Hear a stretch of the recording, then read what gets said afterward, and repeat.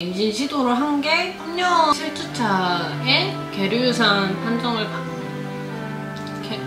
만 1년이 안 된 기간 동안 130개가 넘는 난자를 채취했어요. 동결이 안 나왔더라고요. 저는 퇴사를 했습니다. 마지막으로 해보고 안 되면 그냥 우리 둘이 행복하게 살자. 결과는 완전 단호박. 엄마도 정말 친한 친구도 누구도 위로할 수 없는 거잖아요. 내가 이겨내야 되는 멘탈 관리를 어떻게 했는지 너무 힘드실 거니까 세상에서 엄마는 가장 강한 존재니까 강한 엄마가 될 거니까 늦더라도 갈 거예요.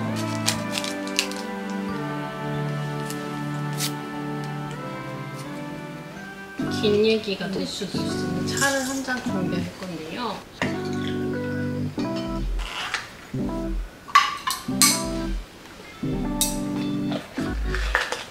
결혼하고 한 2년 차 되던 해에 계획하지 않았던 임신이 있었고 그때 7주차에 계류유산 판정을 이게 지금도 슬프네요. 계류유산 판정을 받아서 이제 솥바술로 보내주고 그 뒤로 1년 동안 자연임신 시도를 접대기도 해봤고 이제 병원에서 배란이를 이제 보고 하는 그런 시도도 해봤고 임신에 좋다는 그런 차들도 많이 찾아서 마시고 운동도 열심히 꾸준히 하고 하면서 1년이 지났는데 한 번도 두주를 본 적이 없었어요. 결국에는 난임병원을 찾게 됐죠. 그때 이제 남편도 다시 검사를 싹 하고 저도 검사를 싹 했는데 특별한 문제가 없는 그런 상태였기 때문에 바로 시험관을 권유하지는 않으셨고 그 당시에 제가 만 나이로는 30살도 안 된 오히려 그 난소 나이가 25살 제 나이보다 어리게 나왔어요. 일단 처음에는 그 과배란을 시키는 약을 먹고 자연임신 시도를 하는 방법을 권해주셔서 그렇게 진행을 했었고 그것도 실패를 했고 그리고 나서 인공수정도 2차까지 시도를 했지만 그것도 실패를 했어요. 그래서 결국에는 시험관을 하게 된 거죠. 22년 9월에 첫 시험관을 시작을 했어요. 그때부터 6월까지 만 1년이 안 된 기간 동안 거의 130개가 넘는 개수의 난자를 채취했어요. 처음에 시험관을 결정할 때 크게 고민하지 않았어요. 어차피 아이 계획을 가지고 있는 부부였고 그러면 조금이라도 우리가 나이가 젊을 때 아이를 낳는 게 저희한테도 특히 아이한테도 더 좋겠다라는 생각이 들어서 어려움 없이 좀 시험관을 결정을 내렸습니다. 그때는 저는 직장을 다니던 상황이었고 그 아예 난자 채취 자체가 안 되시는 분들도 많이 계셔서 많이 되는 걸 부러워하시는 경우도 있는데 저는 채취된 난자 개수가 많아지면 과자극이 오기 때문에 바로 신선 이식을 하기가 어려워요. 호르몬 수치도 많이 높아지고 또 몸 상태도 조금 피로한 상태이기 때문에 대부분 그 다음 타임에 동결된 배아를 이식하는 동결 이식을 진행을 하는데 1차 채취 때 그때도 이제 20개 넘게가 채취가 됐지만 동결된 배아가 3일 배양짜리 하나였어요. 그 다음에 이식을 하는 줄 알고 이제 진료를 보러 갔는데 3일 배양이 하나가 있고 그마저도 상태가 그렇게 좋지 않다. 발달이 조금 늦은 배아여서 정상적으로 잘 녹여서 이식을 할 수 있을 거라는 보장이 없기 때문에 한 번 더 채취를 해서 배아를 모아가지고 이식을 진행하는 게 낫겠다라고 제안을 해주셔서 교수님이 저보다 훨씬 전문가시기 때문에 경험도 많으시고 다른 생각 없이 바로 그냥 그렇게 하는 걸로 마음을 먹었죠. 그리고 나서 한 달을 쉬고 두 번째 채취를 했을 때 계획은 적은 수의 질 좋은 난포를 만들자. 과배란이 너무 심하게 되면 힘드니까 그때는 고나레프를 쓰다가 약을 조금 바꿨었어요. 이름이 잘 기억이 안 나는데 법이 바뀌면서 건강보험 적용이 가능해진 주사약이었거든요. 그리고 나서 채취를 했는데 그때도 20개가 넘게 채취가 됐고 기억으로는 24개? 그때 동결된 개수가 3일 배양 2개랑 5일 배양 2개 이렇게 문자가 오거든요. 그때도 이제 분열이 느리다 3일 배양짜리 배아들도 거의 5일이 지난 3일이고 5일짜리 아이들도 거의 7일 된 5일 배아다. 뭐 6일까지는 그래도 어떻게 괜찮은데 7일은 사실 좋은 편은 아니다 라고 이야기를 해주셨고, 그래도 4개가 어디냐 하는 마음으로 이제 그 다음 진료에 또 이제 이식을 준비를 하러 갔는데, 그때 제가 진료를 보던 교수님이 그 출산을 하시는 바람에 교수님이 바뀌었어요. 그래서 아마 병원에서 여러 번 이제 공지를 했었을 건데 저는 모르고 있다가 갔는데 교수님이 바뀌어 있는 거예요.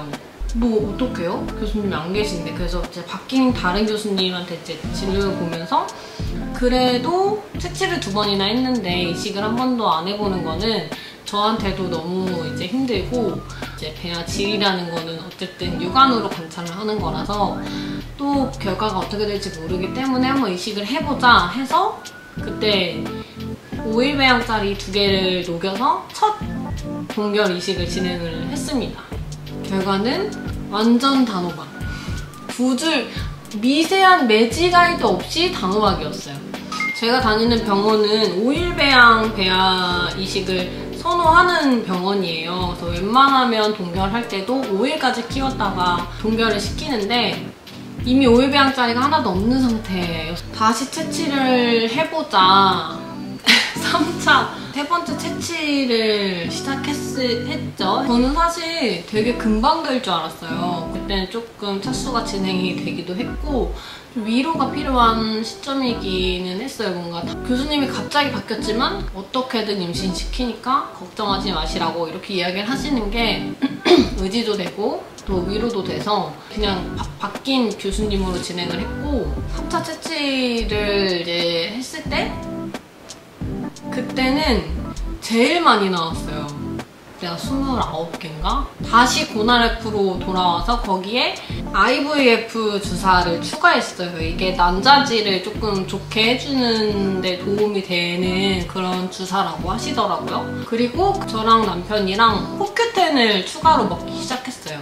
저는 이제 하루에 1000보까지는 아니고 회사에서 밥 먹고 점심시간에 주변에 산책로가 있어서 한 5000보 정도는 걷고 이렇게 운동을 많이 했었고, 남편도 아침 운동을 시작을 해서 헬스장에서 운동을 좀 했었던 것 같아요. 오래 유지하지는 못했지만. 3차 채취 결과는 1개. 1개였네. 5일 배양 1개. 5일 배양 1개였는데 그렇다고 상태가 좋지도 않았어요. 6일 정도 된 5일 배양짜리 하나 배아가 동결이 됐고 29개 중에 하나라니 참 되게 회복이 빨랐어요. 저는 한 번도 복수가 찬 적이 없고 그렇게 과배란을 했는데도 채취하고 나서 후유증이 심한 편은 아니었어서 하루 채취 날이랑 다음날 하루 정도 쉬면은 출근이 가능했는데 그때는 그냥 몸이 너무 힘들더라고요. 몸이 너무 힘들고 계속되는 그런 것들 때문에 더 누적이 된 건지 이게 바로 털고 출근을 할 멘탈이 아니었어요. 그래서 그때 회사에 이 시험관을 하고 있다는 사실을 알리고 원래는 병가 처리가 안 되는데 원래 임신 출산과 관련된 이제 사항으로는 병가 처리가 안 돼요, 법적으로. 난임 휴가나 이런 것들이 수록 되어 있는데 법적인 난임 휴가가 1년에 3개인 거 아시죠? 3일.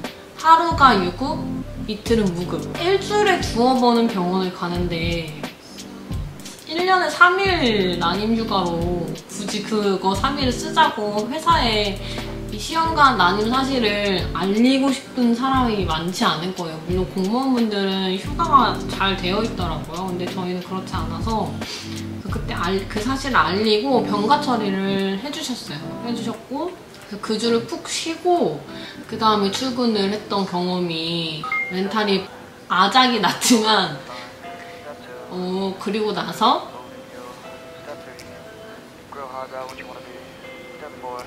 이렇게 말하다 보면 그때를 생각하면 그 조금씩 울컥하는 게 있어요. 좀 양해를 부탁드리고. 그리고 나서 한 달 쉬고 이식을 했는데 처음으로 두 주를 봤어요. 5일차에 연한 두 주를 받고 이식일 포함 10일차에 피검사를 했고 10일차 치고는 안정적인 수치가 나왔어요. 그래서 되게 이제 안심하고 있었는데 2차 때 더블링이 안 된 거예요. 제 기록이 다 남아있더라고요. 맘카페에 하도 올려가지고. 이 마음 아시죠? 10일차 1차 피검이 149.5였고 12일차에 2차 피검이 186이었어요. 더블링이 실패된 거죠. 그때 2차 피검 결과가 잘 안 됐다는 사실을 듣고 저는 사실 조금 빠르게 체념을 한 것 같아요. 병원에서는 아직 임신이 유지되고 있는 상태이기 때문에 먹고 있는 프로기노바랑 아스피린 무조건 유지하고 갖고 있던 타이유 주사도 무조건 유지해라. 완전히 0이 되기 전까지는 무조건 유지해라 라고 하셨는데 저는 그냥 다 끊었어요. 타이유 주사나 이런 것들이 임신을 유지시키기 위해서 보조적으로 호르몬을 이제 주입을 하는 건데 이미 잘 안 된 걸 저는 알고 있잖아요. 어떤 분들은 그래도 희망의 끈을 놓지 말아야 하지 않나 막 이렇게 이야기하실 수도 있겠지만 저는 한번 계류유산을 겪어봤기 때문에 그 아기집이 생기기 전에 그냥 임신이 종결되는 게 덜 힘들겠다 생각했어요. 그리고 그 다음을 준비하기에도 왜냐면 아기집이 생겨버리면 이게 수파술도 해야 되고 그 다음 또 회복기간도 가져야 되고 이러다 보면 또 거의 반년이 지나가야 되잖아요. 그래서 그냥 그 전에 끝내는 게 좋겠다 해서 하루 미친 듯이 울고 마음을 먹고 약을 끊었죠. 병원에는 얘기를 하지 않았고. 그리고 3차 피검사 했을 때 이제 수치가 떨어졌어요. 당연히 떨어지겠죠? 떨어지고 4차 피검까지 갔었어요. 4차 피검까지 가고 0이 된 걸 확인하고 종결 처리가 됐죠. 그리고 이제 임신 종결이 됐을 때 저는 퇴사를 했습니다. 사실 그 퇴사를 결정하는 게 쉽지는 않았어요. 뭐 경제적으로 엄청 여유 있는 그런 상황은 아니었기 때문에 병원비 걱정도 되고 그래도 몸도 마음도 많이 상한 상태였고 회사를 다니면서 체력적으로 또 이제 심리적으로 그거를 견뎌낼 수 있을 거라는 생각이 잘 안 들더라고요. 퇴사를 했다고 하면은 경제적으로 어느 정도 여유가 있으니까 그래도 퇴사하고 다닐 수 있지 우리 집은 그게 아니라서 나는 회사 다니면서 시험관 해야 돼 라고 하시는 분들도 계시겠지만 저도 마찬가지예요. 저도 정말 빠듯 마이너스인 그런 상황인데 또 병원비도 좀 많이 나오니까 고차수로 가면서 병원비가 더 많이 나오잖아요. 근데도 중요했어요. 저의 쉼이. 그래서 그때 퇴사를 결정하고 4차 채취를 했죠. 이번 연도 4월에 4차 채취를 진행을 했어요. 제가 난임 검사를 하면서 검사를 한 지가 시간이 너무 많이 지났어서 한 번 더 검사를 해야 될 시점이다 라고 하셔서 그때 이제 한 번 더 검사를 했는데 난소 나이가 확 늙었더라고요. 그 사이에 그 1년도 안 된 사이에 제가 처음에 25살인가 이렇게 나왔었는데 32살인가? 진료를 받으면서 그럼 이건 어떻게 하면 좋아져요? 라고 했더니 교수님이 사람이 나이가 들면 나이가 20살, 30살, 40살이 되면 다시 10살, 20살 이렇게 어릴 때로 돌아갈 수 없는 것처럼 이것도 똑같은 거라고 좋아질 순 없다고 노화가 된 거다라고 이야기를 하시는데 되게 그 노화라는 말이 엄청 크게 다가오더라고요. 그래서 원래 이렇게 빠른 시간 내에 빨리 노화가 되기도 하냐라고 여쭤봤더니 그건 사람마다 이제 케이스가 다른데 다르다 정도까지만 이야기를 하시더라고요. 제 생각에는 전 조금 빨리 늙은 게 아닌가 싶어요. 그때 그냥 느낌적으로 그래요. 그래서 그때 시험관 하는 거에 대해 되게 현타가 많이 왔었고 그랬어요. 그리고 그때 4차 채취를 하면서는 반착 검사라고 반복 착상 실패 검사라는 걸 했어요. 왜냐면 동결 이식을 2번이나 했는데 둘 다 정상 임신이 아니었기 때문에 역시 저는 이상 없음. 차라리 이게 이상이 있으면 그걸 치료하거나 해결하면 그 문제를 해결하면 되니까 좀 덜 답답하겠다 이런 생각이 들 정도로 저는 계속 이상이 없는데 동결이 안 나오고 그 임신이 잘 안 되는 그런 상황이었어서 이게 너무 힘들더라고요. 양쪽 부모님들께는 알리지 않고 있었어요. 왜냐면 걱정하실까봐. 임신이 돼도 안정기가 지나면 알릴 생각으로 시험관 사실을 이제 알리지 않고 있었고, 너무 깊게 파고들기 시작하면은 그 슬픔이나 이 아픔이 감당이 안 될 것 같은 느낌 뭔지 아시죠? 그래서 그냥 좀 깊게 생각하지 않고 아무튼 그랬어요. 그래서 그때 그 검사를 다 했고 4차 채취를 했을 때 그때도 25개인가 6개인가 이렇게 채취가 됐던 것 같고, 4번째 채취를 했을 때 그동안 열흘 정도 있다가 문자가 오거든요. 문자가 안 온 거예요. 주말이 토요일, 이제 애매한 날짜이긴 했는데 그게 토요일에 문자가 올 예정이었던 날이었어가지고 오후에는 이미 이제 진료가 끝났으니까 간호상담 전화를 못하고 일요일 보내고 월요일날 전화를 했더니 동결이 안 나왔더라고요. 빵개. 진짜. 근데 사실 그때는 뭐 코큐텐도 먹고 운동도 남편도 운동도 시작했고 퇴사도 했고 더 좋아질 줄 알았는데 완전히 아니니까 힘들더라고요. 이걸 어떻게, 이게 왜 그러지? 왠지 사실 이유도 알 수 없고, 그러다가 남편이랑 여러 가지 이야기를 하면서 우리 이제 마지막으로 해보고 안 되면 그냥 우리 둘이 행복하게 살자, 이렇게 결심을 했어요. 물론 제가 이렇게 말씀드릴 때는 간단하게 말씀드리지만 되게 많은 고민의 과정이 있었죠. 진짜 이번에 마지막이다. 그렇게 결심을 하고 이제 2달 전 6월에 이제 채취를 했어요. 채취를 했고 그때는 사실 큰 노력을 하지 않았어요. 큰 노력을 하지 않았고 복분자즙을 어머님이 보내주셔가지고 남편이 그거를 아침마다 소주잔 한 컵으로 먹기 시작했고 추가로 했던 건 없었어요. 그동안에 했던 포큐텐 먹기, 뭐 엽산 당연하고 아르기닌, 비타민 D 이런 거 먹는 거, 챙겨 먹는 거. 그리고 이번 마지막 채취 때는 21개 채취를 했어요. 동결이 그래도 5일 배양 배아가 4개나 나온 거예요. 그동안의 중에 제일 많이 나온 거잖아요. 21개 중에 4개면은 사실 그렇게 비율적으로 좋은 비율은 아니지만 제 입장에서는 4개라니 너무 감사하더라고요. 너무 다행이다 싶고, 상태는 그래 중급이에요. 뭐 5일짜리는 아니고 6일 정도 된 5일 배양 배아였는데 이번에는 그 실시간 배아 관찰경? 그거를 했어요. 비용이 만만치가 않더라고요.